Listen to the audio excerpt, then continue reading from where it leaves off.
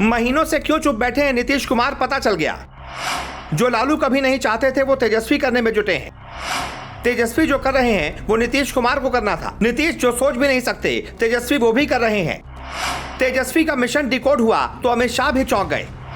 अमित शाह को यकीन नहीं हुआ और नए नए बिहार बीजेपी के अध्यक्ष बने सम्राट चौधरी ने तो माथा ही पकड़ लिया। दबी जुबान में भाजपाई कहने लगे कि तेजस्वी को इतनी समझ कहां से आ गई। जरूर लालू ने कोई खेल किया है और लालू राजनीति में किस लेवल के खिलाड़ी हैं ये तो आप जानते ही हैं। लालू कोई चाल चल दें और उसमें कोई फंसे ना, ये तो कभी हुआ ही नहीं। तेजस्वी ने बिहार विधानसभा में ना हमको सीएम बनना है ना इनको पीएम बनना है क्या कहा। विरोधी तो ताना ही मारने लगे कि तेजस्वी कभी मुख्यमंत्री नहीं बनेंगे। ये सब कुछ देखकर और सुनकर लालू भी चुप रहे। उनके दिमाग में एक ही बात चलने लगी कि तेजस्वी को मुख्यमंत्री कैसे बनाया जाए। लालू ने यह बात तेजस्वी को बताई। आइडिया सुनते ही वो एक्टिव हो गए और नीतीश कुमार ने चुप्पी साध ली। तभी से दिल्ली में बैठे सियासत के दिग्गजों के चेहरे की हवाइयां उड़ गई हैं। क्या है लालू का वो प्लान जिससे 2025 में तेजस्वी के सीएम बनने का सपना साकार होगा और नीतीश को मजबूरन गद्दी तेजस्वी को सौंपनी पड़ेगी।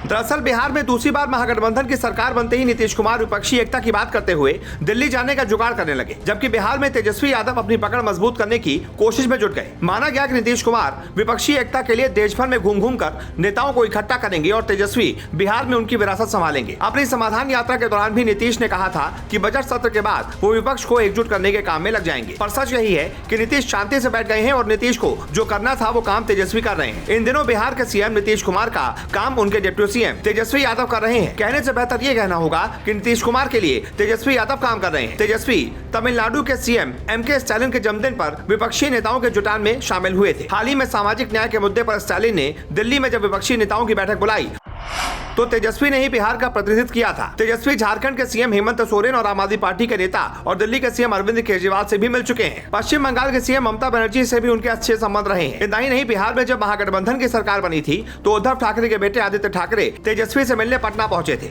यानी विपक्षी नेताओं से तेजस्वी की भेंट मुलाकात होती रहती है। नीतीश कुमार को सोनिया गांधी से मिलने के लिए लालू यादव का सहारा लेना पड़ा था, लेकिन तेजस्वी उनके आवास पर मुलाकात कर चुके हैं। गौरतलब है कि आरजेडी प्रमुख लालू यादव और उनके बिहार राज्य प्रमुख जगदानंद सिंह बार बार ये कहते रहे हैं कि नीतीश कुमार विपक्ष के पीएम फेस होंगे। इधर नीतीश कुमार बार बार इस तरह की बात करने से इनकार करते रहे हैं। एक बार फिर ऐसा लगने लगा है कि बिहार में तेजस्वी यादव के लिए नीतीश अपनी कुर्सी आसानी से छोड़ने वाले नहीं है। आरजेडी ने अपने हल्ला बोल ब्रिगेड को सामने कर दिया है। नीतीश के खिलाफ बयानबाजी शुरू हो गई है। आरजेडी के कुछ विधायक नीतीश को नकारने में लगे और तेजस्वी की ताजपोशी की तारीख भी मुकर्रर करने लगे, लेकिन सीबीआई और ईडी के एक झटके में सब सीधे हो गए। यहाँ तक कि तेजस्वी यादव भी उनका गुणगान करने लगे। तेजस्वी ने सफाई में यह तक कह दिया कि उन्हें सीएम नहीं बनना, वो नीतीश जी के नेतृत्व में अपनी इस भूमिका से संतुष्ट हैं।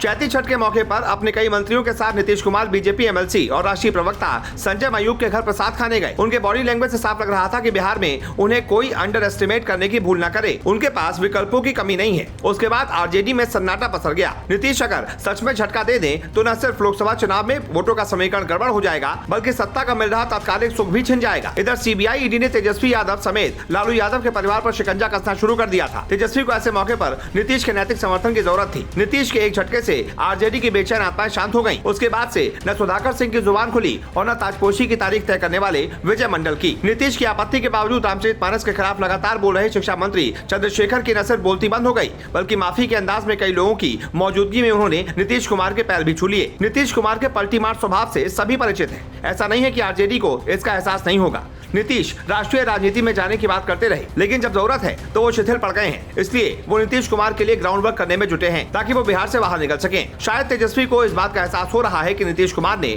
भले ही 2025 का असेंबली इलेक्शन उनके नेतृत्व में लड़ने की बात कही हो, पर लगता नहीं है कि वो बिहार छोड़ने के मूड में हैं। इसलिए उनका काम खुद कर रहे हैं। वो विपक्षी नेताओं से मिलते रहते हैं।